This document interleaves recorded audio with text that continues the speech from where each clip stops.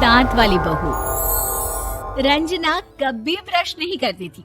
उसे कितनी बार उसके माँ बाप ने डांटा, लेकिन उसका कोई असर उस पर होता ही नहीं था, जिस कारण से उसके दांत पीले पीले हो जाते हैं।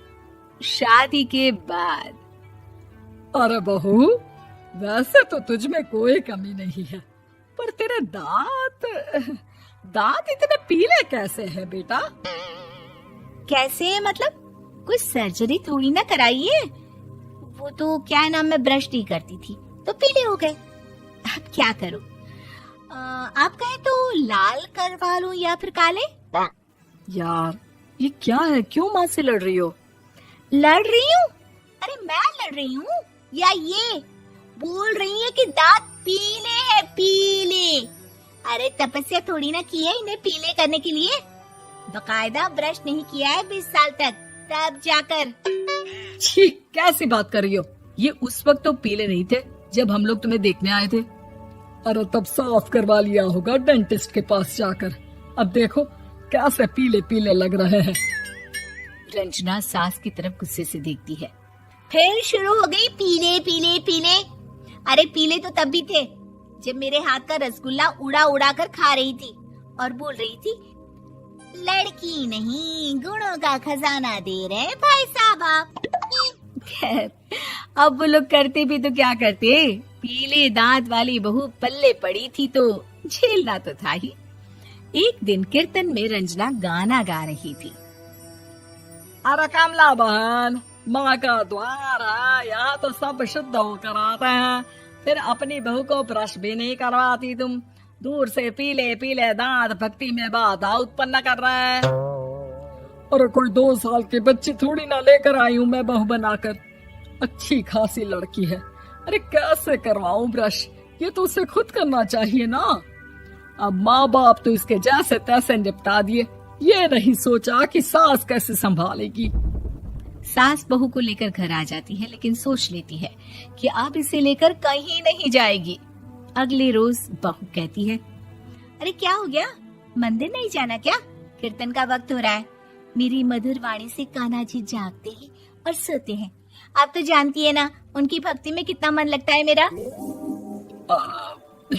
वो क्या है ना, तबीयत ठीक नहीं लग रही है मेरी, आराम करूंगी मैं।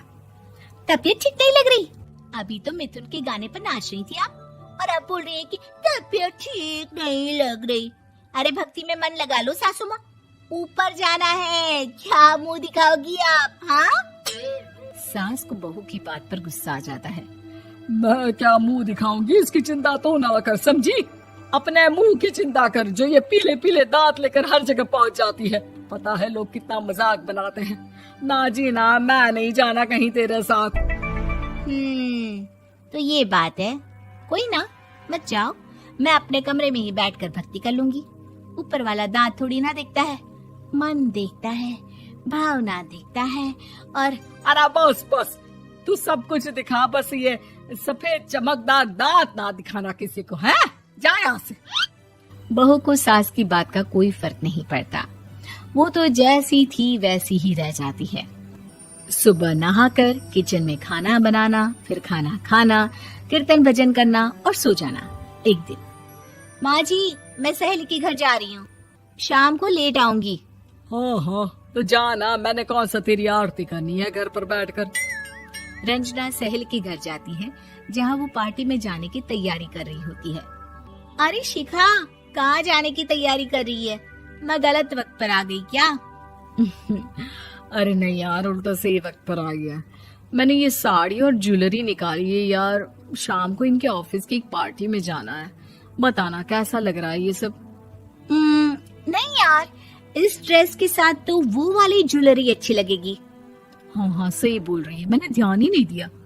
वैसे तो हमेशा से मस्त फैशन सेंस रखती है। तो बड़ा जाती होगी ना पति के साथ पार्टी में। रंजना कुछ नहीं बोलती, बस सोचती है कि यार काश ये बात सही हो जाती, पर मैं क्यों नहीं जाती पार्टी में? क्या इन लोगों की कोई पार्टी होती नहीं होगी? रंजना घर आती है और रात में पति से सवाल करती है, एक बात बताइए, आप मुझे किसी पार्टी में क्यों नहीं ले जाते? क्या आपकी यहाँ ऑफिस में पार्टी नहीं होती?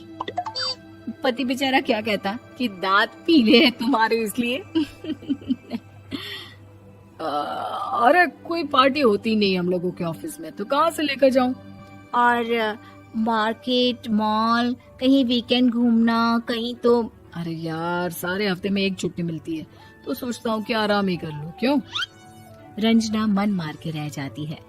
पहले कभी सास के साथ मंदिर जाया करती थी, लेकिन वो भी सास ने ले जाना बंद कर दिया। घर बैठी बैठी रंजना बोर हो जाती है। तभी उसे आइडिया आता है और वो मायके जाने का सोचती है। सासू माँ, 2 दिनों के लिए मम्मी के घर जा रही हूँ। अच्छा ठीक है, आराम से जा। और हाँ, माँ से कुछ अच्छी आदत सीख कर आना कि कैसे शरीर के हर भाग की तरह दांतों की सफाई भी जरूरी होती है, समझी? शुरू हो गई ना आप। वो लोग आपकी तरह नहीं है कि छोटी छोटी बात का बतंगड़ बना दे। उन लोगों के लिए मैं मायने रखती हूँ, ना कि मेरे पीले पीले दांत। रंजना माँ को बिना बताए उन लोगों को सरप्राइज देती है, लेकिन जैसे ही वो दरवाजे पर पहुंचती है, अंदर देखती है कि घर वाले कहीं जा रहे होते हैं। अब माँ, काश रंजना दीदी के दांतों वाली प्रॉब्लम नहीं होती, तो वो भी हम लोगों के साथ चलती ना बुआ जी की बेटी की शादी में। हाँ बेटा, लेकिन अब उसे कौन समझाए कि उसको उसके पीले दांत नहीं दिखते, लेकिन उसके आसपास के लोगों को कितना एम्बैरेसिंग फील कराते हैं। मुझे तो कितनी बार उसके स्कूल की टीचर ने शिकायत की कि उसके साथ कोई लड़की बैठना भी नहीं चाहती, और ना ही कॉलेज में कोई उससे बात करना चाहता था। लेकिन पता नहीं क्यों उसे ये बात समझ में ही नहीं आती। कोई कमी नहीं है उस लड़की में, बस यही कि दांत पीले हैं। वो तो भला हो जीजा जी और उनकी माँ का, जो दीदी को जैसी है वैसे ही रखा हुआ है। रंजना को अपने घर वालों की बात सुनकर बहुत दुख होता है।